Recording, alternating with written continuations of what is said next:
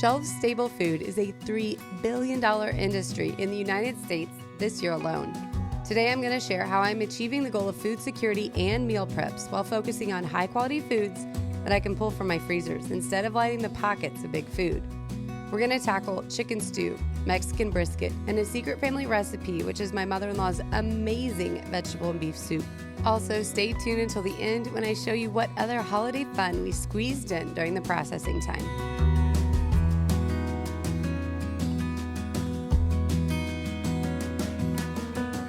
It is a cool, crisp, late fall day at our house, and I have so many things going on in the kitchen, and I cannot wait to share them with you. A couple weeks back, I did a video where I showed you all of the amazing freezer meals that I made for my family, and using them over the last few weeks has been an amazing gift to our busy week schedule. But that got me thinking, am I missing the boat by not canning full meals? In the past, I've always been an ingredient canner, meaning I will put corn, for example, on the shelf, but I don't actually go ahead and put it together into a full meal. My thought was that increased my versatility, and of course it does, but it also leaves me with more time at the end when I'm ready to prepare the meal. So today I'm taking a bunch of meat and vegetables that I have in the kitchen, and we're turning them into shelf-stable meals. Now, the longest part of this process is always prepping everything that goes into the jars. And today I was surprised when my little guy here said he would love to help me out. Now, he works beside me in the kitchen quite often and is really working on his knife skills. He takes great direction and was such a huge help during this time. I told my husband it literally cut my time in half to be able to have him right beside me helping out. The only problem is he loves vegetables, as do all of my kids. So sometimes they would walk by and raid the bowls when I had things measured out. I did have to go back and add a couple more carrots and a few more strings of celery, but all in, that was an amazing blessing to be able to have him beside me, teach him a life skill, and to get my work done faster.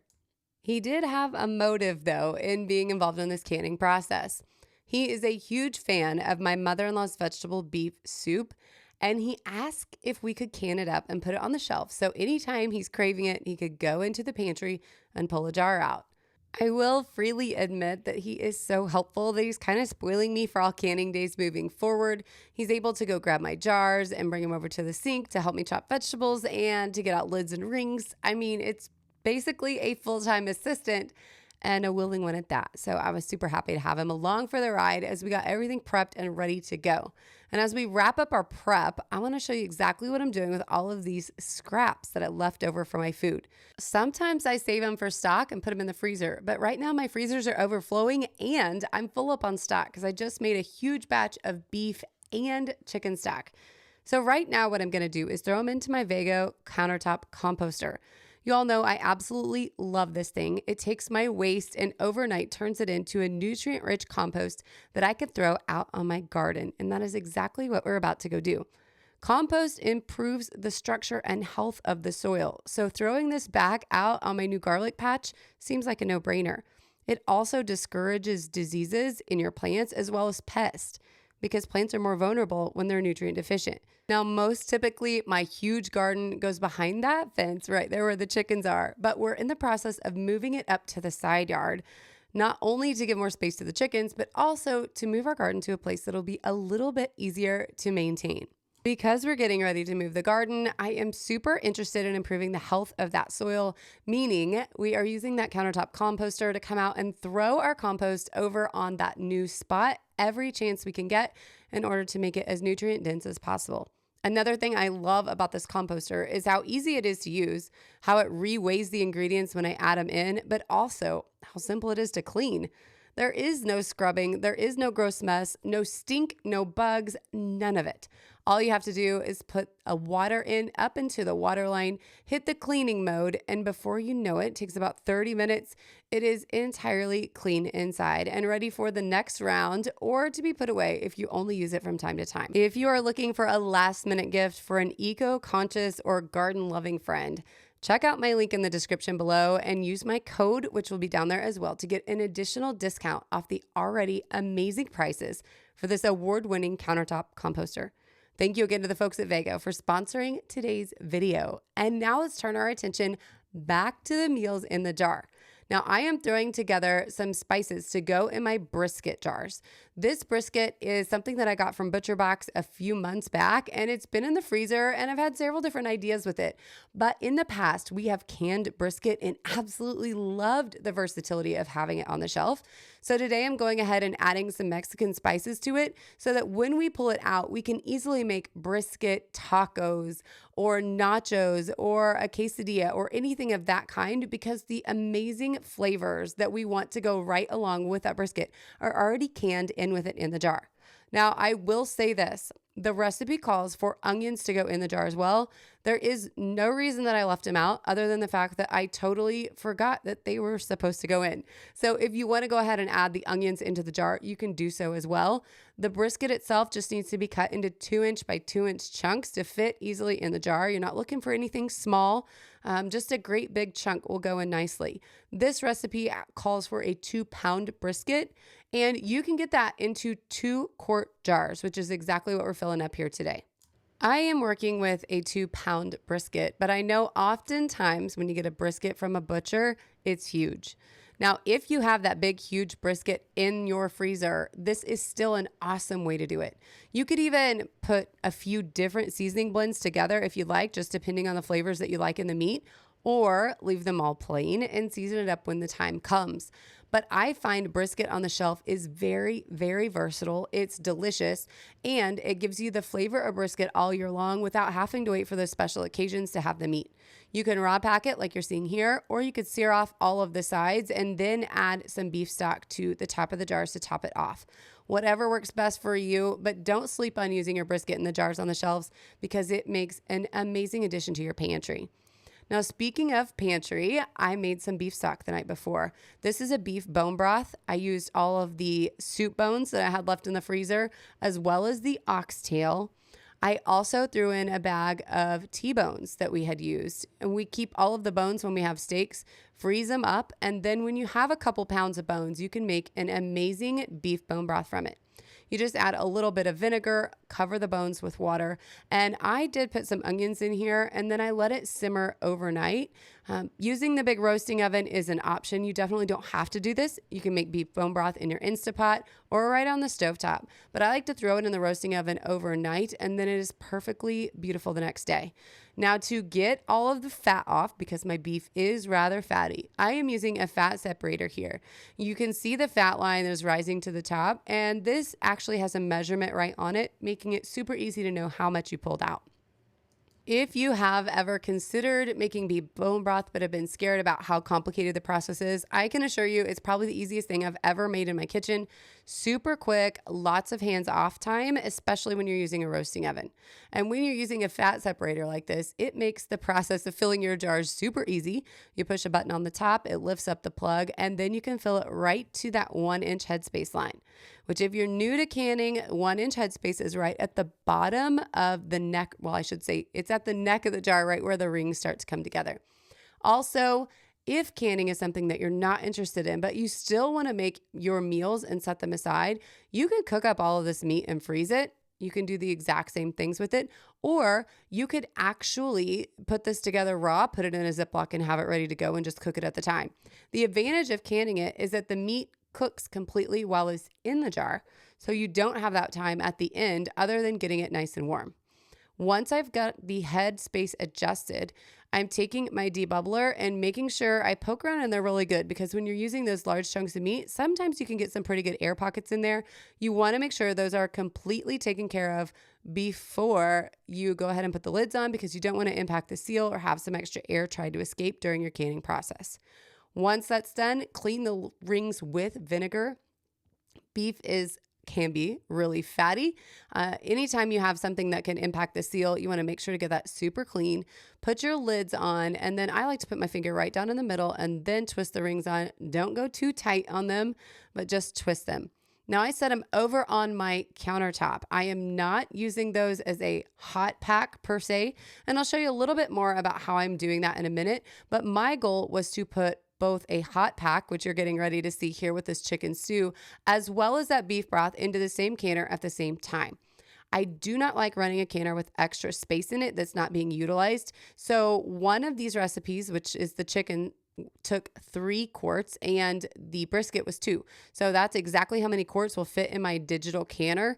And I'm running them both together to save time and take advantage of making that happen in one fell swoop. Last night when I was setting up my beef stock, I went ahead and set up a chicken/turkey stock as well.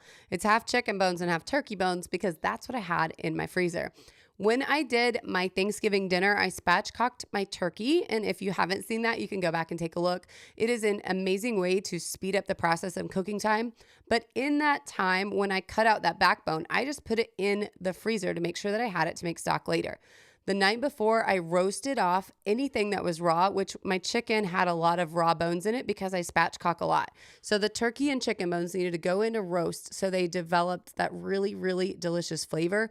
And then when I pulled them out, I did the same process with the beef stock. So I threw them in the crock pot overnight, carrots, onions, and a little celery, covered it with water and let it set. That makes an amazing stock. And then I took all of those vegetables that we prepped earlier, threw them into my pot and got them going. Now, while that was cooking, because that was supposed to be hot packed, I went ahead and set up my digital canner. I love this thing. You're going to see me use a digital canner as well as my All-American. I love them both, but for the ease of use and the fact that I don't have to worry about the digital, that one is my first pick, especially if I'm only doing 5 jars or the amount of pints that can fit in there as well. So I am setting this up to warm the jars. Now you saw I went ahead and put my brisket jars in there. The reason I'm doing that is because it's going to slowly bring up the 3 jars that I'm getting ready to put the chicken in, as well as the 2 jars of the brisket. It's going to bring them up to warm. This will ensure that the brisket doesn't go into thermal shock from sitting there and having room temperature liquids and room temperature meat in it as well. So once this goes through the warming process, those jars with my brisket will warm, the jars that are empty will warm, and I'll be able to hot pack that stew that I have going over on the stove into the same canner that had my cold pack brisket. The reason that some recipes are hot pack and some are cold is really only to prevent thermal shock from your canner. So you want all the ingredients and the canner to be the same temperature at the same time. So cold canner, cold food, cold water, hot canner, hot food, hot water. So now I'm going to jump over and show you exactly what I'm doing with this turkey breast. This was sent to me by ButcherBox when I was working with them back over a few months ago, and I wasn't really sure what to do with it. So I thought canning it up would be the perfect way to finish it up. So chunking that up, these are supposed to be 1-inch chunks, and I was supposed to add them to the stew at the end after all the vegetables have had some good time to process. So I'm getting them in here. The heat is off at this time and getting it nice and mixed around. One thing that I will say, when I was hot packing these jars, I totally realized why some people like to keep all of the ingredients separate for soups and stews and add them into the jar one at a time to make sure that they get even distribution of their ingredients. The way I got around this was to make sure that I was scooping my ladle all the way to the bottom and picking up a whole bunch of the big chunky stuff at the beginning and then pouring in the juice at the end. Now, I mentioned this was a very busy day at my house. This was a Saturday. My mom come up to watch a Christmas program for my nephews. My kiddos were going to go with her. So we had a ton going on. This is also the day of our local Christmas parade. So everything going on in every direction. But the kids were so excited to see my mom pop by. And it was a really, really good option for a few of them that wanted to go over to the school and watch my nephew's performance. Now, I did stop and talk to her. I don't need somebody to tell me I should have been more attentive to my mom. I definitely turned off the cameras. We chatted for a little bit, and then she comes back later, and we continue talking some more. So with mom out of the way and some of the kids out on an adventure, I am filling up the rest of those jars. So like I said a minute ago, make sure to get all of the juice and the chunky parts kind of equally distributed into your jars. You don't want one jar that's totally full of potatoes, carrots, and meat, and then another that is mainly just the juice. So going around, I put 2 scoops into every single jar and then moved on to the next just to make sure that everything was really even. Another thing I like to do is make sure that the jar and the pan is relatively close together. I typically make a mess. Oftentimes I will put a towel to bridge the gap because then I can just take the towel and go throw it into the washer when I'm done. So whatever works for you, find a method that will help keep your kitchen clean, but you want to make sure that you are prepared because you will definitely make a mess during this process. This recipe, as I mentioned before, was for 3 quarts. But I found at the end, once I dumped all of the remaining liquid in, I was a tiny bit shy of the 1-inch headspace requirement that the recipe calls for. So what I do, I grabbed a little bit more of that stock that I had already created, used my fat separator to make sure I was getting mainly the juice itself, and then filled it right from the top. Again, making sure to really do an effective job of establishing headspace. I dumped a little bit of vinegar into my canner. I know some people don't like to do that, but I find that my jars come out so much cleaner. I will deal with the rings if they need replacing down the road as a result. But a little bit of vinegar into my canner, then some on my paper towel to wipe the rings, placing the lids, screwing them down, and then getting them right into that canner. But did you see that? I took the first lid off. If you're ever trying to put a lid on and it doesn't go on smoothly, stop. Do not use that ring. Go find a different ring. That's a sign that the pressure is not going to be even. There's something wonky with that ring. Go ahead and throw it away so you don't grab it in the future thinking that you've got something that's effective. The last thing you want to do is spend all day working on some canning projects to have a bunch of lids not sealed based on a ring that you probably should have thrown away in advance. With the first canner loads in process, it was time to turn my attention to that vegetable beef soup that we've been waiting for all day. Now, I did go ahead and make a huge pot of the soup. One, I just had a ton of ingredients left. The soup bones that I put together were a ton of meat, especially joined with the oxtail as well as the T-bones. So we had a lot of meat come off those bones, which meant we could make a huge batch of soup. It let us can up a bunch for the shelf, but also we were able to save out enough for dinner and put some in the fridge for leftovers. Now, if you are going to go to the trouble to spend a whole day canning, make sure to either A, put something on in the morning in a crock pot that you will want to eat in the evening, or make sure that one of those recipes is going to have enough to feed your family so you don't have to worry about cooking something else in addition to what you're making. While I work up these bones, I want to take just a minute to welcome you to my kitchen if you've never been here before. My name is Jill. I am a homeschooling mom of 5 kids. I have an awesome husband, and we moved back to our hometown from out of state to raise our family in the same area right where we grew up. The kind of content that I make here focuses on all things homemade and homegrown with an emphasis on the highest quality products at the lowest prices possible.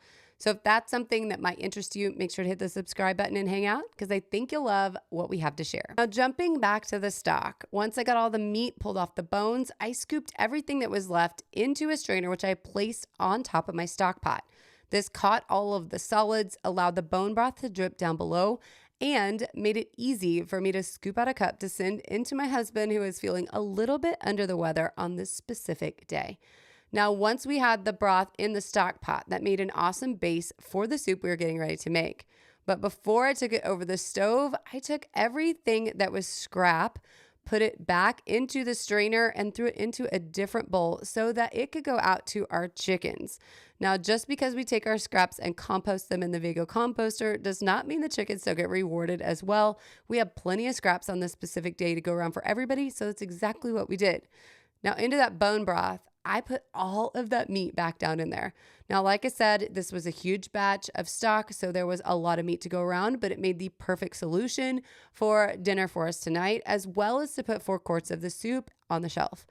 Now, traditionally, when my mother-in-law makes this soup, she will just put the meat, cover it with water, and put it on the stove to boil for 30 minutes before she adds all of the vegetables and then cooks them until they're completely soft. But one of the absolute all-star ingredients of this soup is the cabbage that you just saw us throw in there. It makes such an amazing flavor and is really, really delicious. So if you don't typically add cabbage to your vegetable beef soup, I highly recommend it. She cooks all of this down until it's almost soft and then adds corn right at the end. She said she really wasn't sure why, but that's the way her mom always did it. So that's the way she does it too. I completely forgot the corn, so definitely do put it in. It makes a nice little crunch at the end, but this soup was so delicious with or without it. Now, I let it cook over on the stove for quite a while. You did see me add 2 pints of tomato sauce, which is our home canned tomato sauce out of the garden, but you could add just a tomato juice you get from the store. Whatever works for your family, whatever's available is exactly what you want to do, but that tomato sauce adds such an amazing flavor and really kind of finishes off the flavor that you're looking for in the vegetable beef soup. You could use crushed tomatoes as well. Adapt to whatever's on hand. But in the meantime, I should have had my canner warming up a little bit earlier. If you haven't noticed, we've got a lot going on. We're actually getting ready for a parade that's up in town that we're going to run up to here in just a little bit. So I grabbed my canner, I got it on the stove and had the jars warming in there while the soup finished off. It does need a little bit of time because you don't want those carrots and potatoes to go in the jar completely firm. You want the soup to be something that you just need to reheat, that you don't need to firmly cook. So giving it a little bit of time to cook on the stove was a really, really nice option. Now, I don't know why, but anytime I'm filling up jars, I always start with 3. I feel like I can work 3 and keep everything in a good time. I also think the jars don't cool off super fast. I probably could have done 2 and 2, but I always do sets of 3. So that's just my own quirk. Do whatever works for you. But I like to make sure that I have other jars to measure by to make sure I'm getting the same amount in all of them. Now, as you can see here, I'm doing the same method that I used with the chicken, a couple scoops in full of chunks before I start adding the liquid, and then just top it off right to the bottom of those rings. Vegetable beef soup is going to be more fatty because there is beef in there. While we did take off a lot of beef, or a lot of fat, I should say, when we strained off the stock, there is still some.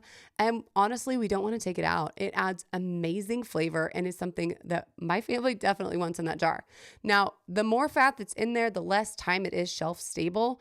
But the amount of fat that's in here is absolutely no concern. There's no way these would last a year on the shelf, no matter how much fat was in them. And not because they're going bad, but because my family will eat them way faster than that.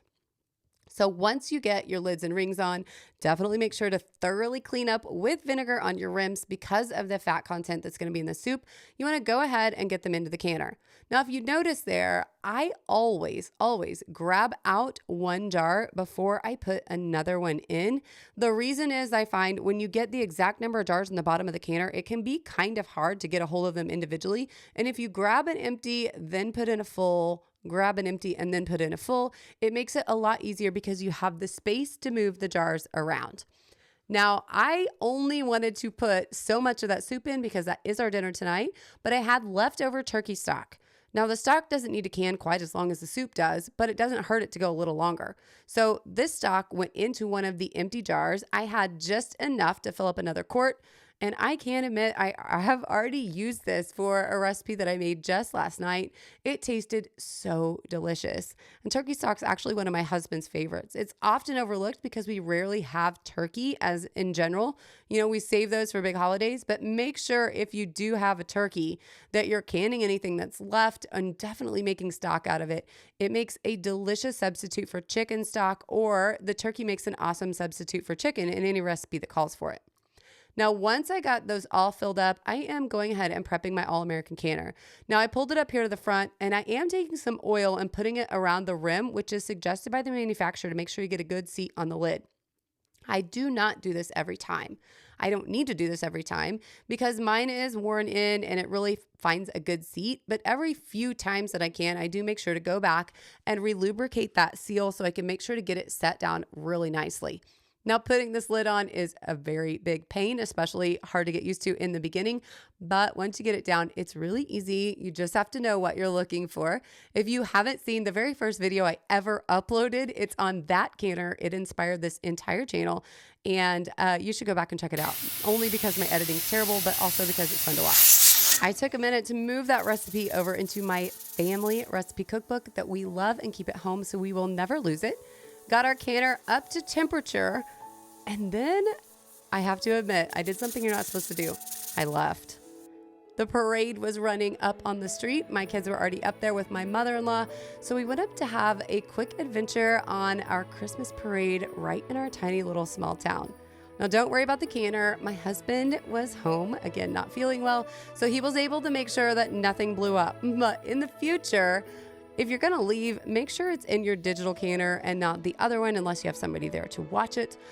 This one's just a little safer to leave. The reason is that it kicks from the active canning mode into the cool down all on its own and then just holds it there until you get back.